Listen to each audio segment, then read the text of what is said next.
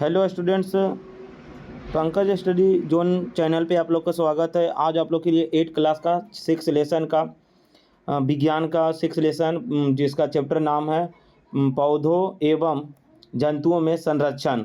आज आप लोग के ऑब्जेक्टिव प्रश्न लाए हैं, जो कि एक एक प्रश्न आप लोग देखते चलिएगा। अब वीडियो के अंत तक बने हुए रहेगा। सब आपके लिए प्रश्न जो हो गए ऑब्जेक्टिव के मोस्ट इम्पोर्टेंट होंगे परीक्षा के दृष्टिकोण से और आगे कॉम्पिटिटिव एग्जाम के भी दृष्टिकोण से। चलिए, फर्स्ट प्रश्न क्या कहता है? कहता क्या कि ले लेते हैं थोड़ा मार्क।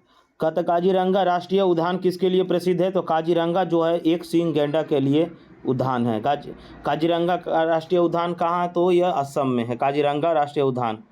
ऑप्शन बी हो जाएगा। अगला नेक्स्ट प्रश्न चलिए देखिएगा क्या कहता है। अगला नेक्स्ट कहता है क्या कि वनस्पति और जीवों के संरक्षण से क्या लाभ होता है? तो वनस्पति और जीवों के संरक्षण से क्या लाभ होगा? तो वनस्पति और जीवों से संरक्षण का लाभ जो होगा वह प्राकृतिक संतुलन जो होगा वह जो होगा बना रहेगा वनस्पति जीवों संरक्षण के लाभ से। चलिए अगला नेक्स्ट प्रश्न चलिए देखिएगा। अगला क्या कहता है? कहता है कि वन्य जीव को बचाने हेतु भारत सरकार ने क्या स्थापित किया है? तो अभ्यारण्य एवं राष्ट्रीय उद्यान। ऑप्शन सी हो जाएगा। अगला नेक्स्ट प्रश्न चलिए देखिएगा क्या कहा कि संवेदनशील प्रजातियों का अर्थ क्या होता है? तो संवेदनशील जो प्रजातियों का अर्थ होता है वह होता है जो विलुप्त होने के कगार पर है, उसे संवेदनशील प्रजातियों का अर्थ कहा जाता है। अगला चलिए देखिएगा, कहता है कि वनों से हमें क्या प्रतीत नहीं होता प्राप्त होता है? तो खनिज तेल हमें वनों से प्राप्त नहीं होता। बाकी ऑक्सीजन, ईंधन, जलवायु नियंत्रण ये सब वनों से प्राप्त होती है। खनिज तेल जो होता है वह पृथ्वी के अंदर से प्राप्त होती है। अगला नंबर चलिए नेक्स्ट चलिए देखिएगा क्या कहता है। करता है पौधों और जानवरों को सुरक्षित रखने के लिए कौन सी क्रिया सबसे आवश्यक है? तो यह जो है वह संरक्षण करना। क्या करना? संरक्षण करना जो है पौधों और जानवरों को सुरक्षित रखने की क्रिया है। फिर उसके बाद आगे देखिएगा। अगला कहता है भारत में बाघ संरक्षण योजना कब शुरू की गई? तो यह है 1973 में किया गया, बाघ टाइगर परियोजना। ऑप्शन बी हो जाएगा। भारत में बाघ संरक्षण योजना कब शुरू की गई है? तो 1973 में। अगला नेक्स्ट प्रश्न चलिए देखिएगा। कहता है क्या कि जैव विविधता का क्या अर्थ है? तो जैव विविधता जो होता है वह विविध प्रकार के पौधों और जंतु सूक्ष्म जीव के अर्थ होता है। इसका मतलब जैव विविधता का अर्थ क्या है? तो विभिन्न प्रकार के पौधे और जंतुओं का सूक्ष्म जीव। अगला चलिए नेक्स्ट प्रश्न कहा कि साइलेंट वैली क्या साइलेंट वैली कहाँ स्थित है? तो साइलेंट वैली जो है वो केरल में स्थित है। B number. कार्डमम का भिन्न पहाड़ी भिन्न कहा जाता है केरल को। अगला नेक्स्ट प्रश्न, वनस्पति और जीवों का संरक्षण किसके लिए आवश्यक है? तो संपूर्ण पारिस्थितिकी तंत्र के लिए है। ऑप्शन सी हो जाएगा। अगला नेक्स्ट प्रश्न चलिए देखिएगा। कहता है कि पौधे से हमें कौन सी गैस प्राप्त होती है? तो पौधे से हमें जो होती है वो ऑक्सीजन गैस प्राप्त होती है। ऑप्शन बी हो जाएगा। अगला नेक्स्ट प्रश्न चलिए देखिएगा। वन्य जीवों के शिकार पर प्रतिबंध क्यों लगाया गया? तो वन्य जीव पर जो है वह शिकार का प्रतिबंध क्यों लगाया गया? तो यह लगाया गया संरक्षण हेतु के कारण से, संरक्षण हेतु के लिए, संरक्षण बचाव के लिए। अगला वनों की अनुपस्थिति से क्या होगा? तो वनों की अनुपस्थिति से जो होगा वह मृदा अपर्दन होगा, मृदा की जो होगा वह अपर्दन होगा, मृदा क्षय होगी। अगला नंबर चलिए देखिएगा क्या कहता है कि वन्य जीवों की सुरक्षा के लिए सरकार कौन सी पुस्तक बनाई है? तो रियल डाटा बुक पुस्तक जो है वो इसमें वन्य जीवों को सुरक्षा रखने के लिए पुस्तक बनाई है सरकार ने। अगला नंबर चलिए देखिएगा। कहता क्या कि किस प्रकार के क्षेत्र में जीवों का प्राकृतिक रूप में रहने दिया जाता है? तो यह है अभ्यारण्य, राष्ट्रीय उद्यान अभ्यारण्य। ऑप्शन बी हो जाएगा। अगला नेक्स्ट है कि रेगिस्तान में पाए जाने वाले वन्य जीवों का उदाहरण क्या है? तो ऊँट और गिद्ध हैं, ऊँट और गिद्ध है, कैमल और वल्चर है। अगला वनस्पति और जीव संरक्षण का सही तरीका क्या है? तो वृक्षारोपण करते रहिए, वनस्पति और जीव संरक्षण का ही तरीका है। ऑप्शन सी हो जाएगा। अगला नेक्स्ट प्रश्न चलिए देखिएगा क्या कहा। वन और जीवों की विविधता पर संकट क्यों है? तो यह बढ़ती जनसंख्या के कारण है। जनसंख्या बढ़ेगी तो वनस्पति और जीवों की विविधता संकट में आएगी। अगला नेक्स्ट चलिए देखिएगा। आपका एक एक प्रश्न इंपॉर्टेंट है। अभ्यारण्य का उद्देश्य क्या है? तो अभ्यारण्य का उद्देश्य जो होता है वन्य जीवों का संरक्षण है। ऑप्शन सी हो जाएगा। अगला चलिए नेक्स्ट प्रश्न देखिएगा। पारिस्थितिकी तंत्र में कौन सा कार्य पौधे है? पारिस्थितिकी तंत्र में जो है वो कौन सा कार्य पौधे करते हैं? तो उत्पादक जो होते हैं वह पौधे पारिस्थितिकी तंत्र का कार्य करते हैं। अगला है वनों का सबसे बड़ा लाभ क्या है? तो वनों का सबसे बड़ा लाभ है कि प्राकृतिक संतुलन बनाए रखना। ऑप्शन बी हो जाएगा। अगला चलिए, भारत का सबसे बड़ा राष्ट्रीय उद्यान कौन सा है? तो हेमिस, जो लद्दाख में है। कहाँ? हेमिस, लद्दाख में है। हेमिस सब भारत का सबसे बड़ा राष्ट्रीय उद्यान हेमिस। अगला नंबर चलिए देखिएगा, वनों की कटाई का प्रभाव क्या होता है? तो वनों की कटाई जो होती है वो मृदा अपरदन होती है। जो वनों की कटाई करने से मृदा का जो होगा वह अपरदन होगा। ऑप्शन बी हो जाएगा। अगला चलिए देखिएगा, राष्ट्रीय उद्यान में क्या निषिद्ध है? तो राष्ट्रीय उद्यान में जो होता है वो शिकार जो है करना निषिद्ध माना जाता है।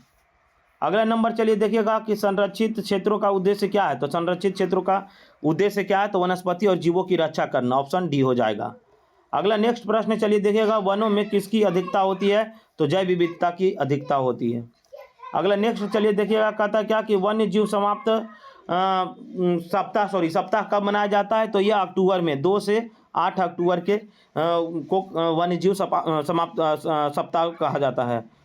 अगला नेक्स्ट चलिए देखिएगा, क्या कहता है कि वनस्पति और जीवों की विविधता को क्या कहा जाता है? तो वनस्पति और जीवों की जो विविधता है उसे क्या कहा जाता है? उसे जैव विविधता कहा जाता है। ऑप्शन बी हो जाएगा। अगला नेक्स्ट प्रश्न चलिए देखिएगा, क्या कहा कि जीव जलवायु परिवर्तन से किसे खतरा है? जलवायु परिवर्तन से किसे खतरा है? तो जलवायु परिवर्तन से संपूर्ण पारिस्थितिकी तंत्र का खतरा है। ऑप्शन डी हो जाएगा। चलिए अगला नंबर देखिएगा, क्या कहा कि वनस्पति और जीवों के लुप्त होने का कारण नहीं है। तो इसमें प्रजनन जो है वह लुप्त नहीं है। प्रजनन की जनसंख्या बढ़ती जाएगी, बाकी प्राकृतिक आपदाएं, वनों की कटाई, प्रदूषण, ये सब हो जाएंगे लुप्त के कारण। चलिए अगला नेक्स्ट प्रश्न चलिए देखिएगा, विलुप्त होने का क्या अर्थ है? तो विलुप्त होने का क्या अर्थ है? तो पूरी तरह से समाप्त हो जाना, विलुप्त होने का ही अर्थ है। अगला नंबर देखिएगा, कहता है कि भारतीय वन्य जीव संस्थान कहाँ स्थित है? तो ये भारतीय वन्य जीव स्थान जो है वो देहरादून, उत्तराखंड का राजधानी देहरादून है। अगला है, वनों की कटाई को क्या कहा जाता है? तो वनों की कटाई को वनोन्मूलन कहा जाता है। ऑप्शन सी हो जाएगा। अगला नंबर चलिए देखिएगा, क्या कहता है, भारत में पहला राष्ट्रीय उद्यान कौन सा है स्थापित किया गया है? तो यह है जिम कॉर्बेट राष्ट्रीय उद्यान। इसका स्थापना कब हुआ? तो ये इसका स्थापना 1936 में हुआ था। अगला नंबर देखिएगा कि कौन सी प्रजाति जो है वो लुप्त प्राय नहीं है? तो गाय हमारा लुप्त प्राय नहीं है, बाकी बंगाल टाइगर, हाथी, डॉल्फिन, ये सब लुप्त प्राय प्रजाति है। अगला, चिपको आंदोलन जो है वो किससे संबंधित है? तो पेड़ बचाओ से संबंधित। ऑप्शन सी हो जाएगा। अगला है, वनस्पति और जीवों की रक्षा को क्या कहा जाता है? तो वनस्पति और जीवों की रक्षा को क्या कहा जाता है? तो संरक्षण कहा जाता है। ऑप्शन सी हो जाएगा। रक्षा मतलब संरक्षण करना। अगला है, राष्ट्रीय उद्यान का उद्देश्य क्या है? राष्ट्रीय उद्यान का उद्देश्य जो है वन्य जीवों का संरक्षण करना ही राष्ट्रीय उद्यान है। अगला नंबर देखिएगा, कहता है क्या कि वन्य जीवों की घटती संख्या को क्या कहा जाता है? तो वन्य जीवों की घटती जनसंख्या को क्या कहा जाता है? तो इसे विलुप्त बोला जाता है। वन्य जीवों की जनसंख्या घटेगी तो उसे विलुप्त बोला जाएगा। अगला नंबर चलिए देखिएगा, क्या कहता है कि वन्य जीवों का संरक्षण क्यों आवश्यक है? तो जैव विविधता को बनाए रखने के लिए वन्य जीवों का संरक्षण आवश्यक है। अगला नंबर देखिएगा, वन्य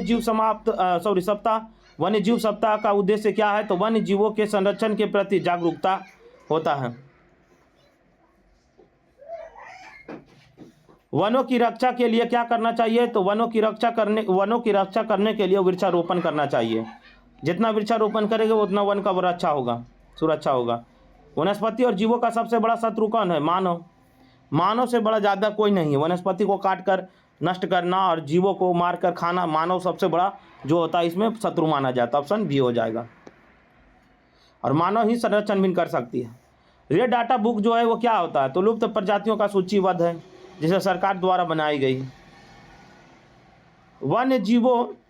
वन्य जीवों की घटती जनसंख्या का मुख्य कारण क्या है? तो शिकार और वनों की कटाई। ऑप्शन ए हो जाएगा। अगला नंबर देखिएगा, पश्चिमी घाट को किस रूप में जाना जाता है? तो पश्चिमी घाट को जैव विविधता हॉटस्पॉट के रूप से जाना जाता है। इसका ऑप्शन सी हो जाएगा। अगला नंबर देखिएगा, क्या कहता है कि जैव विविधता को बनाए रखने के लिए क्या आवश्यक है? तो जैव विविधता को बनाए रखने के लिए प्राकृतिक आवास का संरक्षण जरूरी है। जैव विविधता का अर्थ क्या होता है? जीव जंतुओं का अनुरक्षण करना जैव विविधता कहलाता है। अगला है, इकोसिस्टम का क्या तात्पर्य है? इकोसिस्टम का जो है वह क्या तात्पर्य है? तो सभी जीवों का संतुलन बनाए रखने ही इको सिस्टम कहलाता है। ऑप्शन बी हो जाएगा। अगला नंबर है जैव विविधता का हॉटस्पॉट क्या होता है? तो अत्यधिक जैव विविधता वाले क्षेत्र को हॉटस्पॉट यानी जैव विविधता कहते हैं।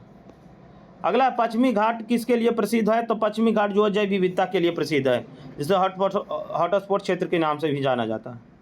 वनों की अनुपस्थिति से क्या समस्या हो सकती है? तो वनों की अनुपस्थिति से क्या होगी? तो मृदा अपरदन हो जाएगी, मृदा क्षय होगी।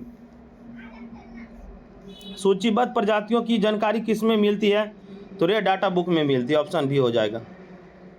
अगला नंबर है कि वनों की कटाई से कौन सी गैस की मात्रा बढ़ती है? तो कार्बन डाइऑक्साइड गैस ज़्यादा मात्रा बढ़ जाएगी, ऑप्शन सी होगी।